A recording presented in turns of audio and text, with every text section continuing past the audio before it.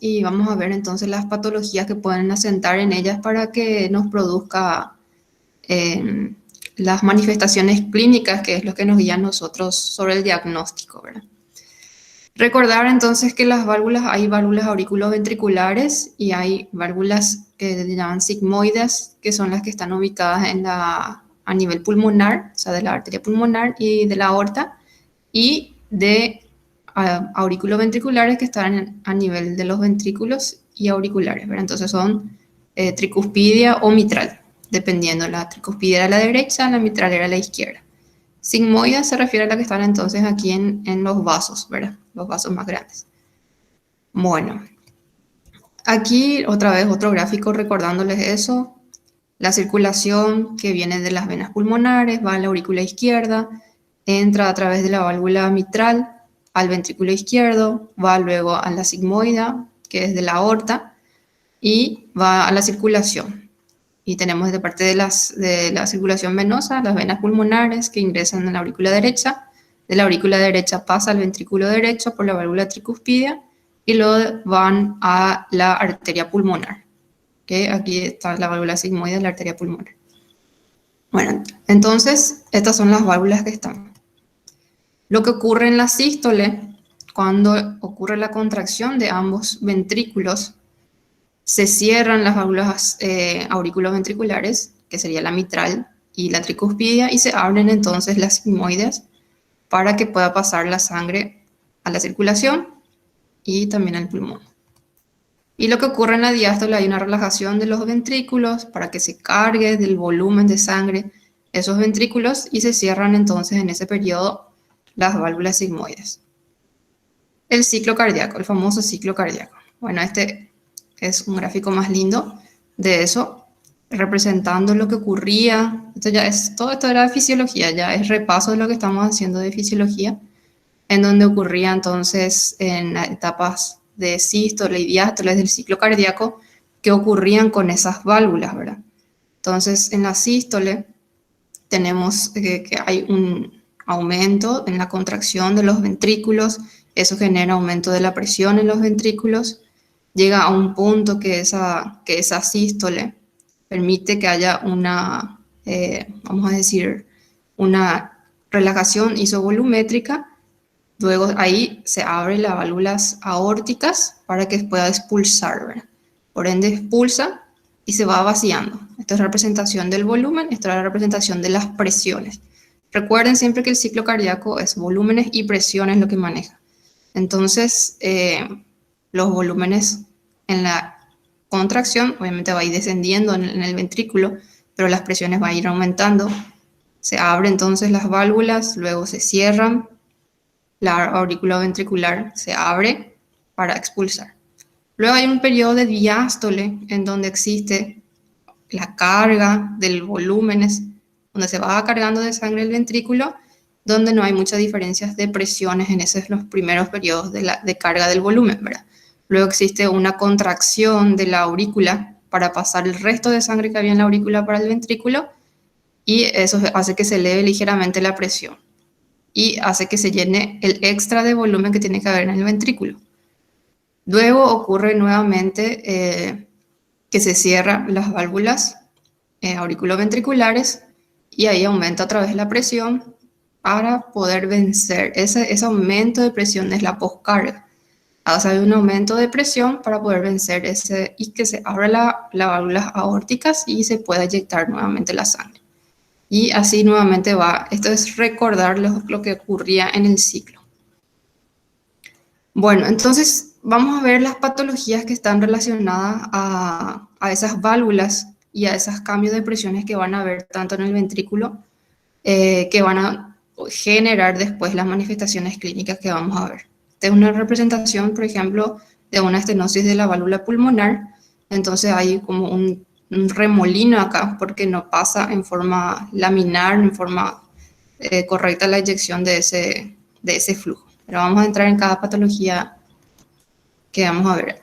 Y esto también es con referente a los sonidos que vamos a escuchar. Esto van a ver mejor en semiología en realidad, porque mirando así los gráficos no es muy didáctico que digamos, solamente escuchando los sonidos van a poder determinar los diferentes tipos de sonidos que tienen cuando se escuchan estenosis o regurgitación, que sería la insuficiencia de esas válvulas, y los sonidos que se produce eso al poner el estetoscopio en ciertos puntos del tórax, que eso permite a nosotros escuchar esos ruidos, ¿verdad?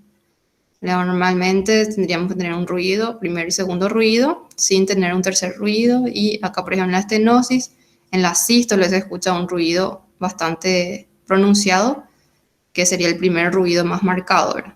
Y en regurgitación aórtica y así sucesivamente, ¿verdad?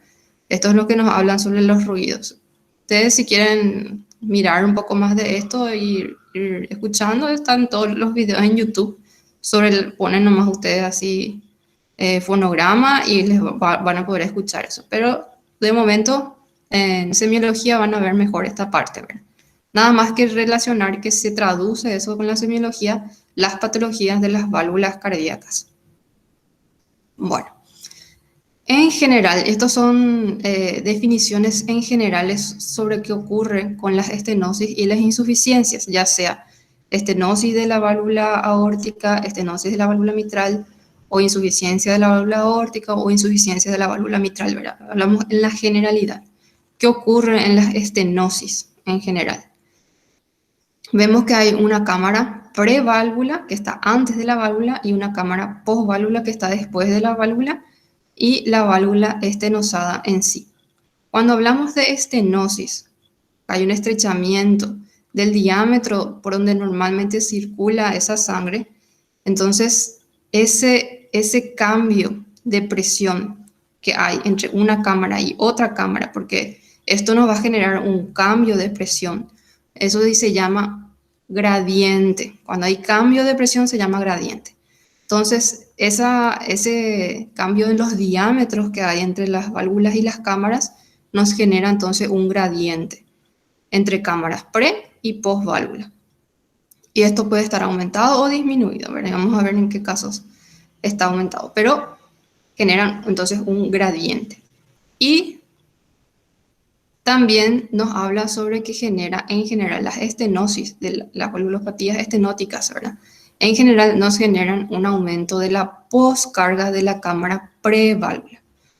¿Qué es eso, verdad? Bueno, vemos aquí entonces la representación de las válvulas. En este caso tenemos la representación de una estenosis de la válvula aórtica y una estenosis de la válvula mitral. ¿Qué quiere decir que aumenta la poscarga? Ustedes recuerdan el concepto de poscarga. Poscarga era la carga justamente con el que el ventrículo, en general la cámara, la carga que tiene que vencer para poder eyectar ese contenido, ¿verdad? Esa poscarga generalmente se traduce en presiones, o sea, es la presión que tiene esa cámara para vencer esa eyección, ¿verdad? Entonces, cuando nosotros tenemos una estenosis de la válvula, vamos a tener entonces, ¿qué cosa? Un aumento de la presión de la cámara prevalvular. Por eso habla de la cámara prevalvular. Este es el ventrículo izquierdo y esta es la aorta. Acá está la estenosis, acá está la estrechez. Acá entonces hay un aumento del gradiente, ¿verdad? Hay una estrechez acá, ¿verdad? Y esta estrechez hace que la presión en este ventrículo esté aumentado. Y si aumentamos la presión en el ventrículo, la poscarga de este ventrículo va a estar aumentada porque tiene que vencer esa carga de presión que tiene para poder eyectar su contenido. Entonces hay un aumento de la precarga. Si nos trasladamos a la estenosis mitral, tenemos acá la válvula mitral, ¿qué va a pasar con la poscarga de la aurícula? Y va a estar aumentada también porque la presión de la aurícula acá va a estar aumentada porque tiene que vencer una carga más grande para vencer esta obstrucción. Entonces aumenta la poscarga, aumenta la presión en la aurícula izquierda. Entonces pueden, así como concepto general, tener entonces que origina un gradiente y aumenta la poscarga en las estenosis en general. ¿Qué pasa con la precarga? Puede disminuir la precarga de la cámara posválvula, menciona acá. Y sí, porque si ustedes recuerdan, la precarga en realidad eran volúmenes, se manejan volúmenes.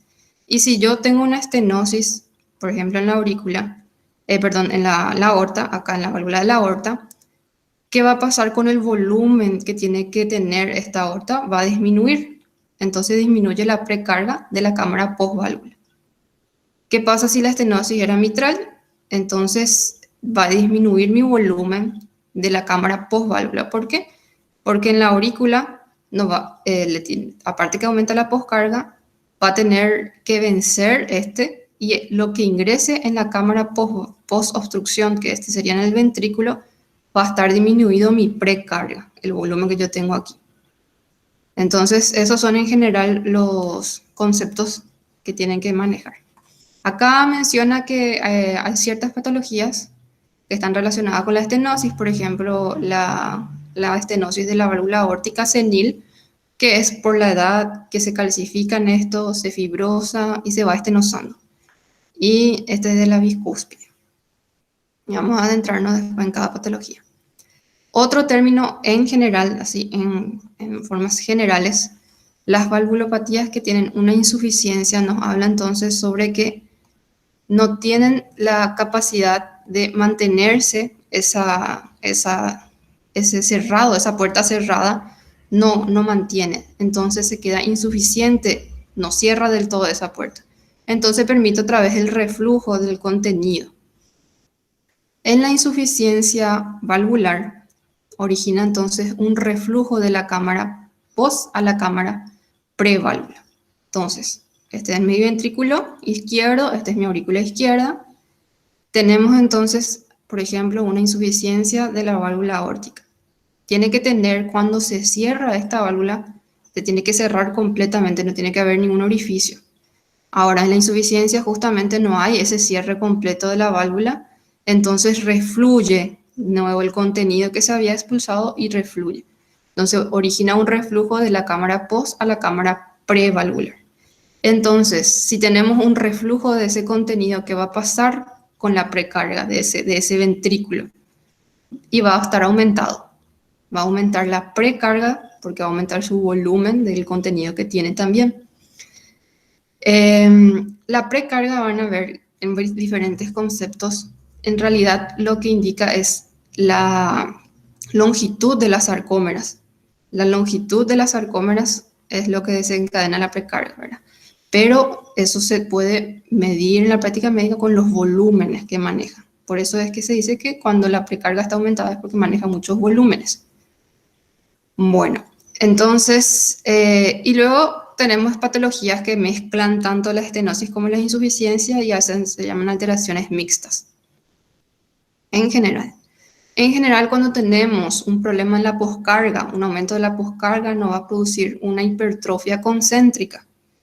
Y cuando tenemos un aumento de la precarga nos van a producir una hipertrofia excéntrica, en general. También. Y aquí vemos las estenosis valvulares. Cómo se ve cuando está abierto, debería tener un diámetro aproximado aquí de 3.5, por ejemplo, en la aorta para adelante, tiene que ser grande. Y en la estenosis, en realidad, eso se disminuye, ¿verdad? Puede tener 1.5 o menos, ¿verdad? Y eso hace que el contenido del volumen sistólico que tiene que tener ese paciente es menor por esa estenosis. Y en la insuficiencia, cuando está cerrado, tiene que cerrarse completamente, no tiene que dejar pasar. Pero en la insuficiencia valvular eso no ocurre y se mantiene ligeramente abierto o abierto del todo y entonces refluye otra vez el contenido en los diferentes ciclos que hay del ciclo cardíaco. Bueno, entonces vamos a hablar un poquito sobre la estenosis aórtica, de esta válvula sigmoidea de la estenosis aórtica. Normalmente el diámetro valvular que tiene este es de 3.5 a 4 centímetros cuadrados aproximadamente. Cuando ocurren las patologías, por diferentes motivos que vamos a ver, lo que ocurre son estenosis de ese diámetro y se va achicando ese diámetro. Y puede tener 2.5, 1.5, y hablamos ya de una estenosis aórtica severa o crítica cuando ya es de 0.8 centímetros cuadrados. genera entonces un gradiente de presión. Ustedes saben que la presión sistólica y la presión diastólica, la sistólica normalmente era 120 milímetros de mercurio y la diastólica era 80. Bueno, la presión sistólica o la presión, el gradiente de presión, el gradiente era la variación de la presión que genera es de 150. Por eso hay un aumento de la presión en este ventrículo, entonces hay un aumento de la poscarga. 150 mililitros de mercurio es el gradiente de presión que tiene en una estenosis aórtica. Y vemos en el gráfico de representación del volumen y de presiones de los ventrículos, vemos que el gráfico se desplaza a la derecha. Tenemos entonces un aumento de las presiones que manejaba, aumentan las presiones en ese ventrículo.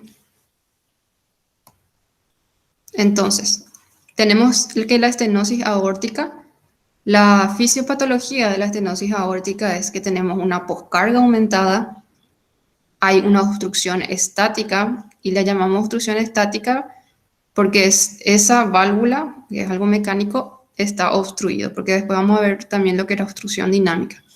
Entonces, esta es una obstrucción estática, poscarga aumentada.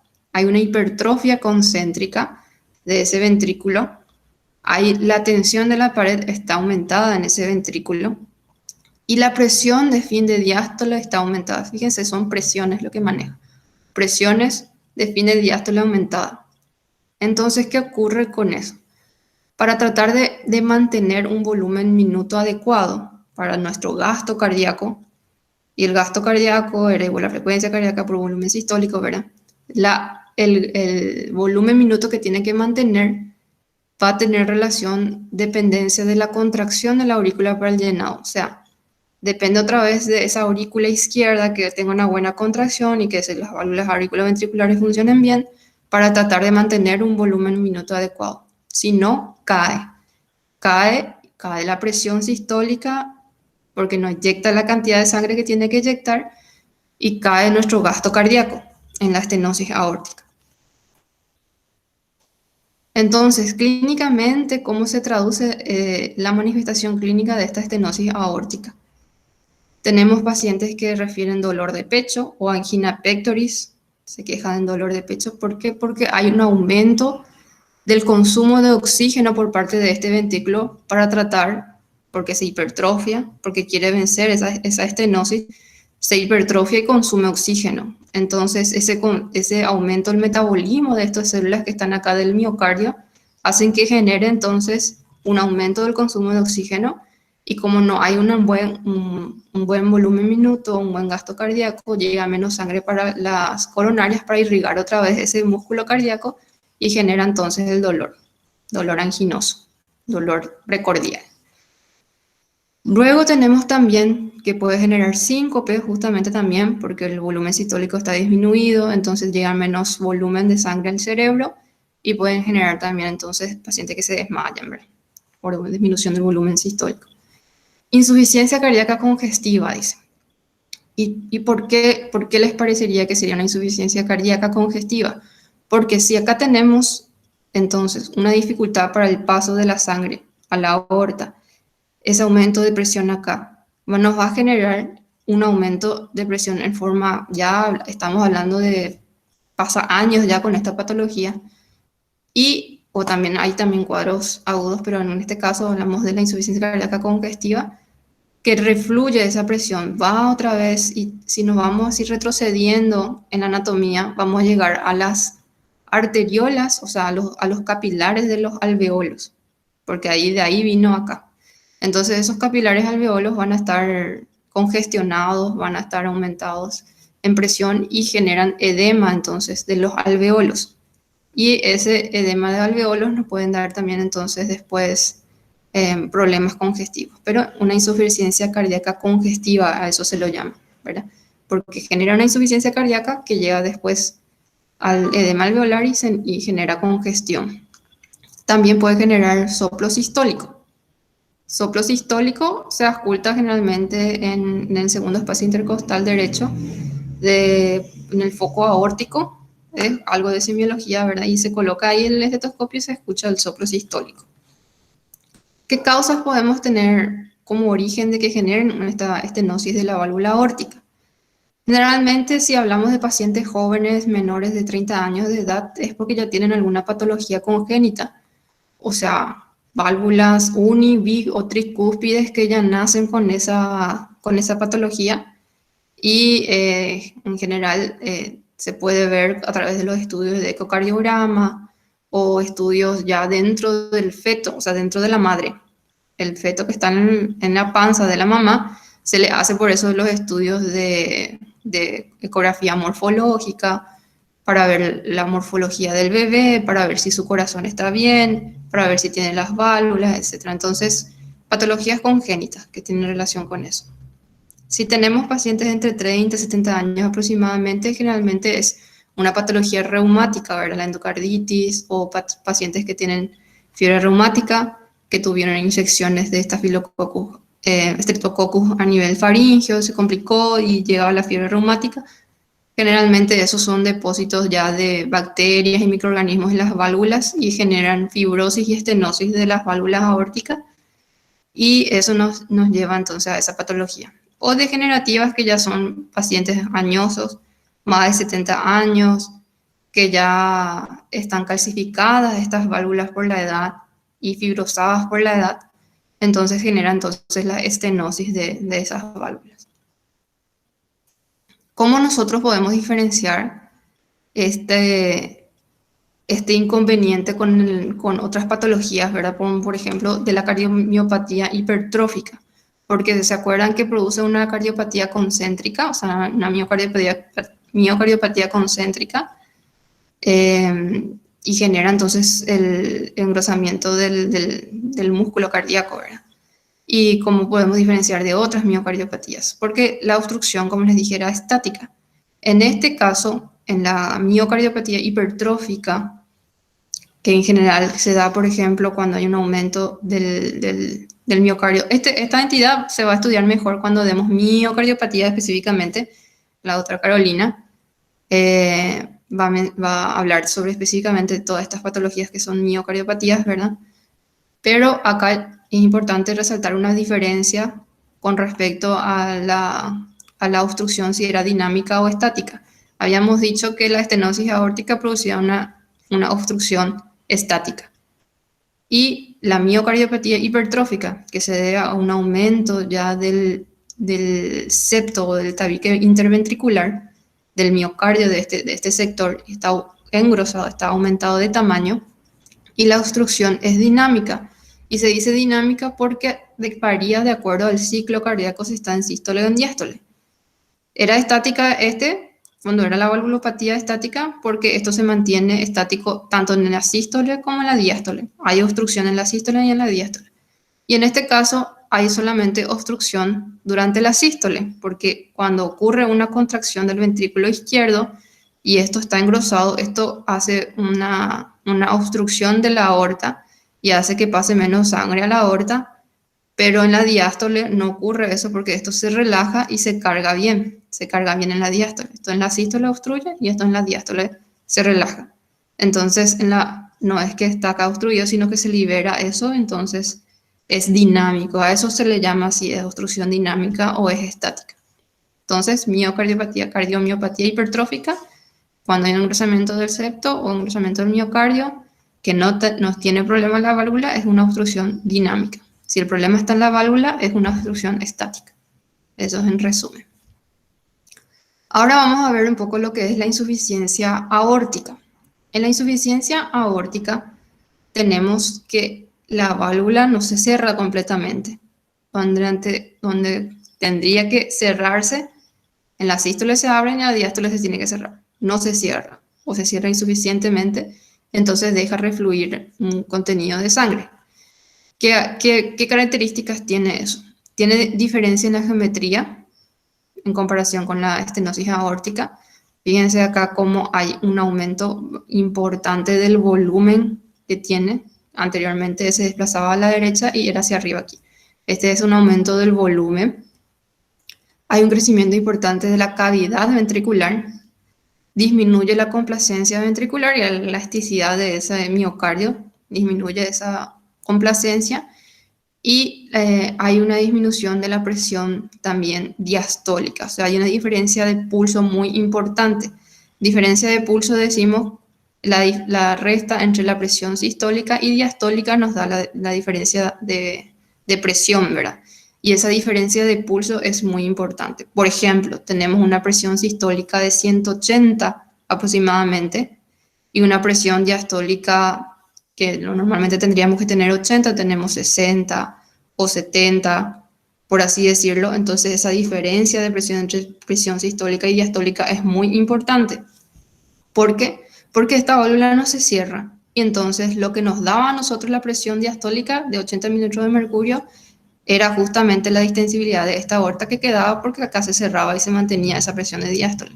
No ocurre eso porque esto se abre, entonces la presión diastólica disminuye más de lo normal.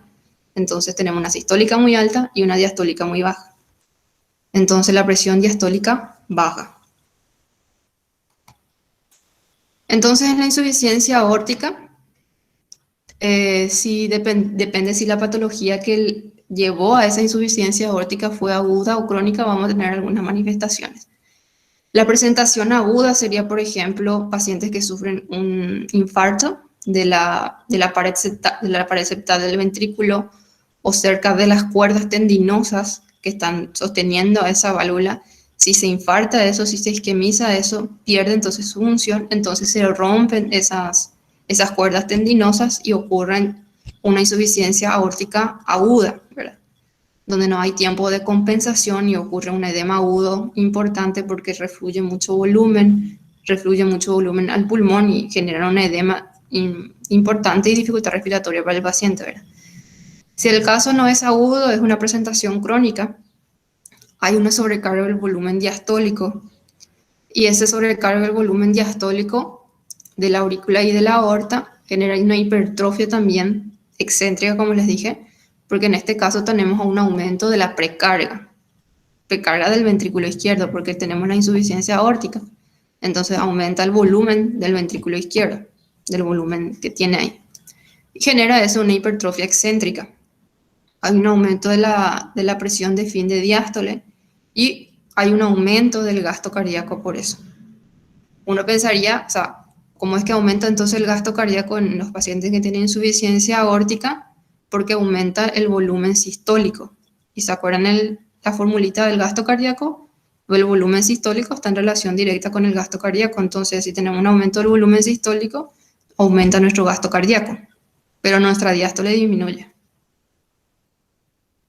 Entonces, la insuficiencia valvular aórtica, tenemos un paciente que clínicamente lo que se va a manifestar es con disnea, tiene dificultad respiratoria porque hay un reflujo, también hay un aumento, una congestión tanto de la aurícula izquierda, genera edema también del pulmón, aumento del edema del alveolo. Hay pulsos hiperdinâmicos, que es lo que les mencioné de la diferencia de pulso. Soplo diastólico y sistólico, porque si auscultamos en este foco aórtico, en el periodo de diástole se escucha el soplo, entonces hay un soplo diastólico, también sistólico. Hay un tercer ruido cardíaco y el impulso apical. El impulso apical es el apex que tenemos entonces en el ventrículo izquierdo, porque sufre una hipertrofia excéntrica, golpea mucho el apex a nivel del tórax y eso genera si palpamos eso con la mano en esa zona, hay un impulso apical porque está hiperdinámico ese ventrículo.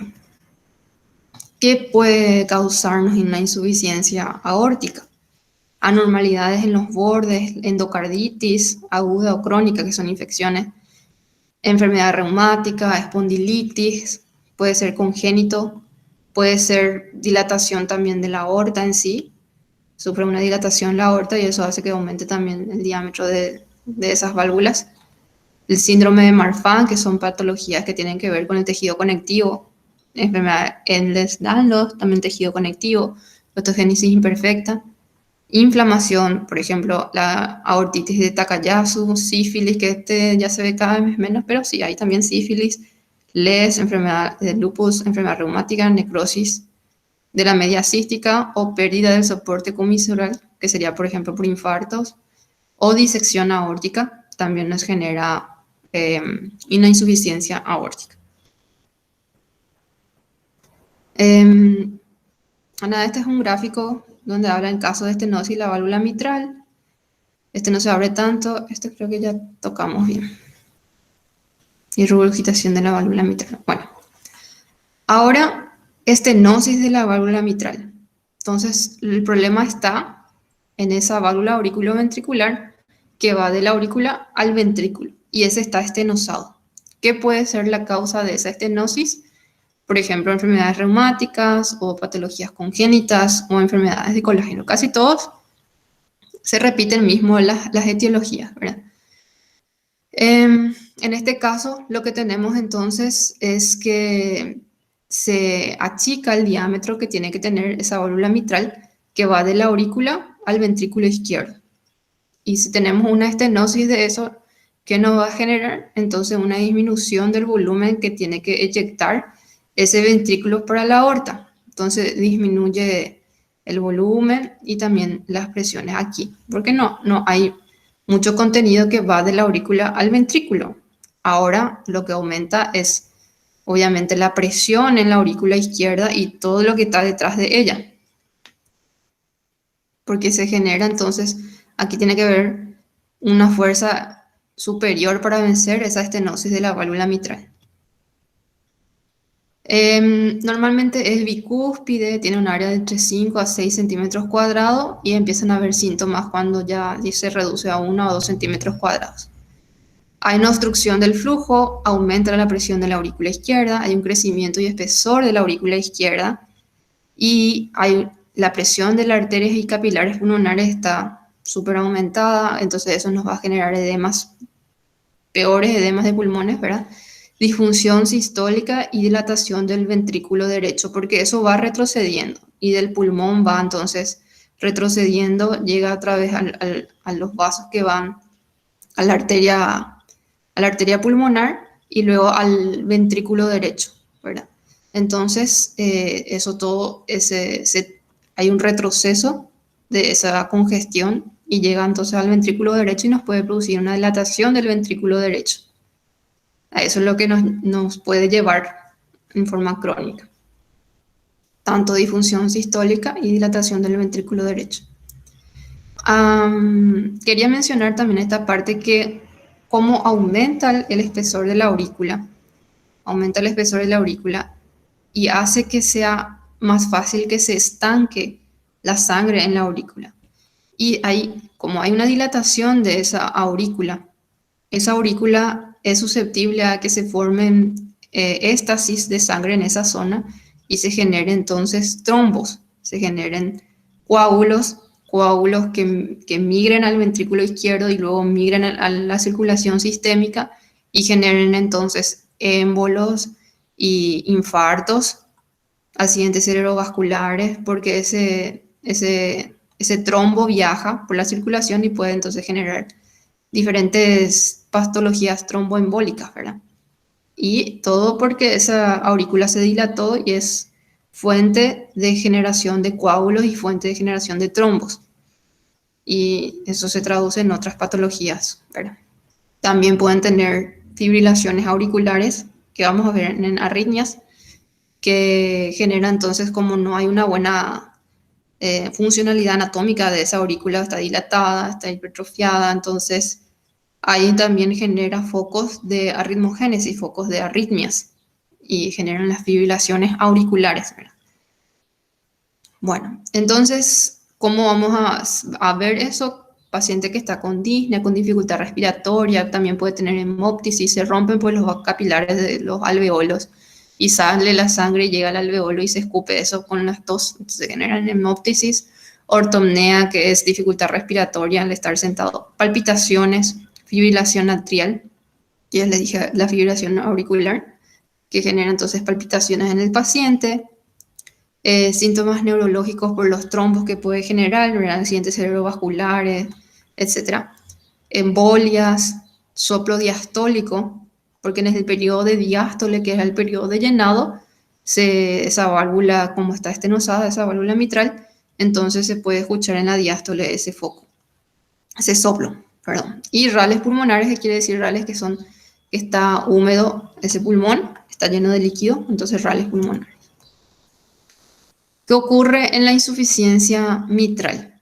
Generalmente la insuficiencia mitral, una de sus primeras causas, una de las causas más comunes es por infarto de las cuerdas tendinosas. Entonces se rompen las cuerdas tendinosas que están sosteniendo a la válvula mitral y entonces generan la insuficiencia mitral. Entonces, si tenemos una insuficiencia mitral aguda, no hay tiempo de adaptaciones, genera directamente un edema agudo de pulmón, así en forma aguda, dificultad respiratoria aguda. Se sobrecarga el pulmón, el líquido.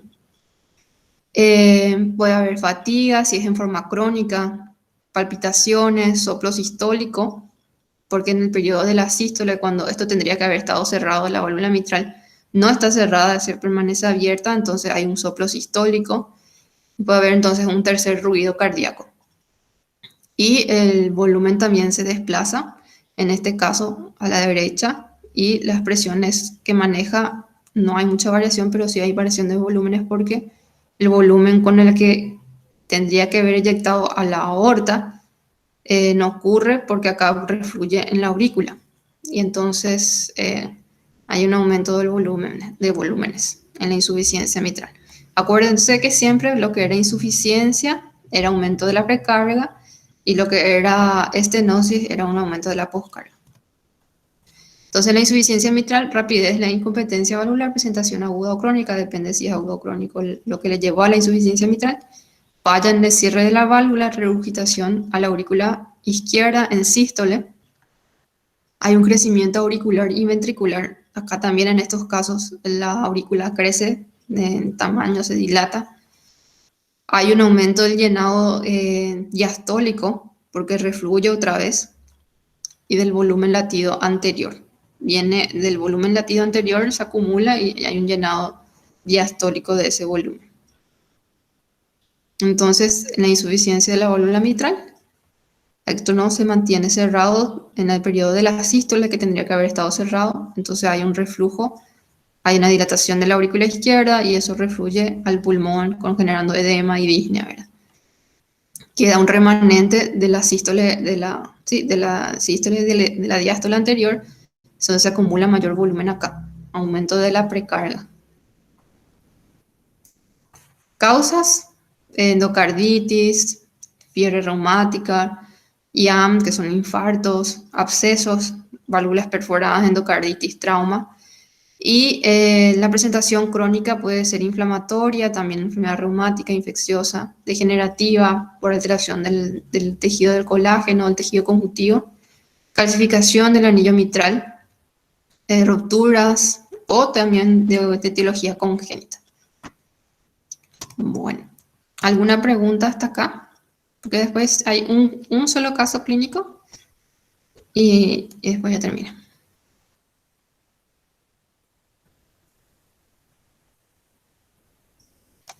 Bueno, si no hay preguntas, yo voy a preguntar entonces.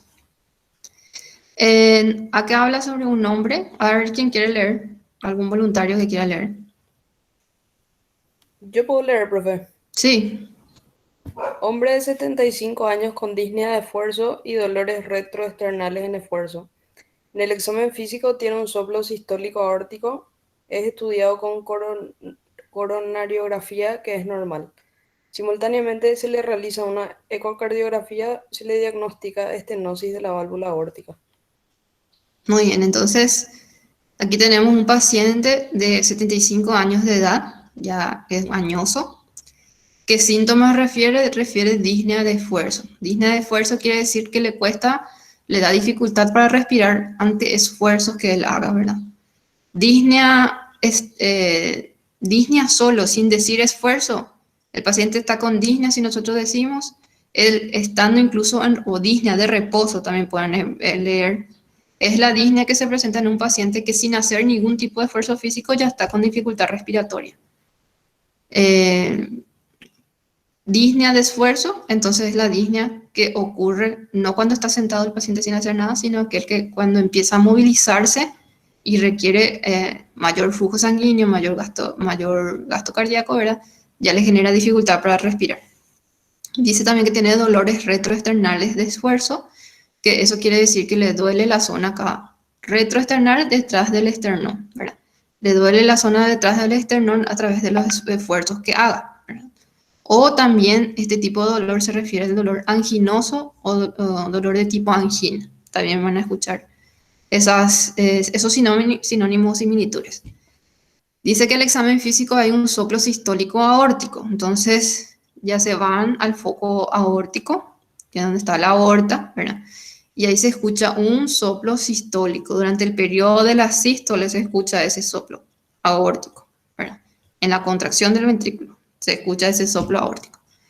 He estudiado con coronariografía, esto es para descartar que no tenga una esteroesclerosis o trombo en las coronarias, ¿verdad? No, y salió normal, no hay entonces una cardiopatía isquémica que esté relacionando con este cuadro de dolor retroesternal.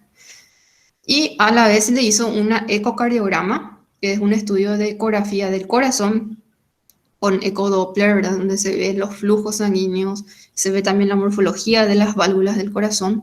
Y ahí se le diagnosticó que tiene una estenosis de la válvula aórtica, ¿verdad? Entonces, primera pregunta. ¿Cómo se encuentra el gradiente de presión entre el ventrículo y la aorta? ¿Quién quiere responder eso? Aumentado. Ha aumentado, el gradiente de presión está aumentado. ¿Se acuerdan que en la estenosis de la válvula aórtica, o sea, en un paciente normal sería de 120 milímetros de mercurio? En la estenosis de la válvula aórtica podría llegar a 150 o incluso más, ¿verdad? Entonces el gradiente de presión está aumentado. Muy bien. Siguiente pregunta. ¿Qué remodelado ventricular observamos y por qué? No va a Estenosis. ser, no va a ser hipertrofia excéntrica, no, concéntrica. Bueno, hipertrofia concéntrica. Remodelado ventricular, entonces una hipertrofia concéntrica. ¿Y por qué? O sea, tu hipótesis es hipertrofia concéntrica. ¿Y por qué tendría una hipertrofia concéntrica?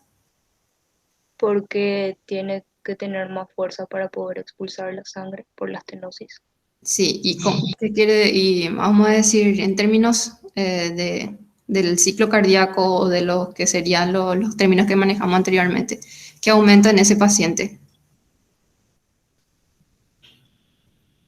Aumenta la poscarga. Aumenta la poscarga. Aumenta la poscarga. Entonces tenemos aumento de la poscarga, que eso nos lleva a la hipertrofia concéntrica. Esa es tu hipótesis. Muy bien. Acá dice hipertrofia concéntrica por aumento de la poscarga. Muy bien. Siguiente pregunta. ¿Cómo estaría la presión arterial y por qué?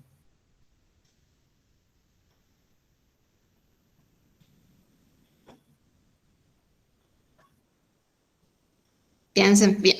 ¿Cómo estaría la presión arterial y por qué? Yo tengo una estenosis de mi válvula aórtica. Una estrechez de esa válvula. La sistólica no tendría que estar disminuida. ¿Cómo? La sistólica no tendría que estar disminuida. ¿Y por qué? Ahí dice, bueno, o sea, tu respuesta es disminuida. La presión arterial estaría disminuida. ¿Y por qué? Y porque no le llega suficiente sangre a la aorta. En términos de fisiología, ¿cómo puedes decir eso?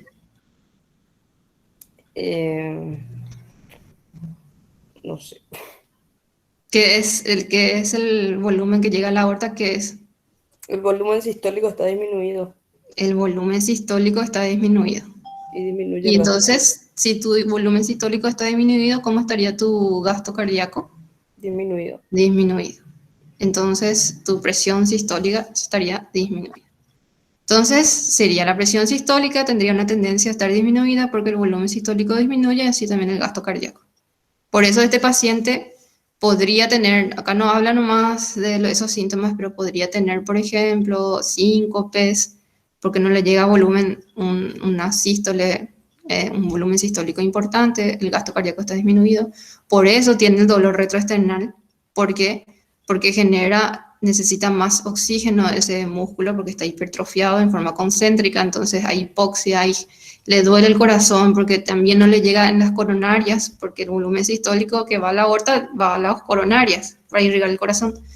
Entonces no hay un buen volumen sistólico que le llegue a las coronarias y otra vez le duele por eso el corazón, o sea, la zona retroesternal, ¿verdad? Y genera entonces eso, porque disminuye el volumen sistólico y disminuyen. Entonces, eso se traduce esos síntomas que está teniendo el paciente. ¿Por qué tiene angina de pecho en relación a la valvulopatía? Eso ya dije, ya me adelanté. Disnea de esfuerzo y dolores retroesternales. Eso quiere decir, el dolor retroesternal es la angina de pecho. ¿Por qué tiene angina de pecho en relación a su valvulopatía? Porque a las coronarias no le llega suficiente sangre para irrigar Y el sí. trigémino. ¿Y cómo decís en fisiología, fisiológicamente, cómo responderías entonces la angina de pecho en relación a la valvulopatía? Porque, ¿qué sufre? ¿Qué es lo que está sufriendo ahí? Isquemia. Isquemia. ¿Y qué es isquemia? Y Por una la disminución. hipoxia. Hipoxia. Isquemia es hipoxia. Hipoxia del músculo, ¿verdad? Entonces, debido al aumento del consumo de oxígeno por parte del miocardio hipertrofiado, y eso nos genera hipoxia de ese músculo, y eso genera entonces un dolor anginoso, dolor de pecho. Entonces, consume más oxígeno ese músculo porque está hipertrofiado en forma concéntrica. Y ese miocardio está hipertrofiado por ese aumento de la poscarga. ¿Se entiende? Bueno, creo que eso es todo. Sí. Es el caso clínico que nos dejó la doctora Carolina. Súper. Bueno, si no hay más preguntas. La lista ya se llamó, ¿verdad? Ya se llamó, ya le puse presente a los que entraron tarde. Ya están todos. Ok. Bueno, Dale. Nos vemos entonces. Me dijo la profe que va a ser virtual todavía este parcial. Y para que sepan nomás. Parece que el próximo sí ya va a ser presencial.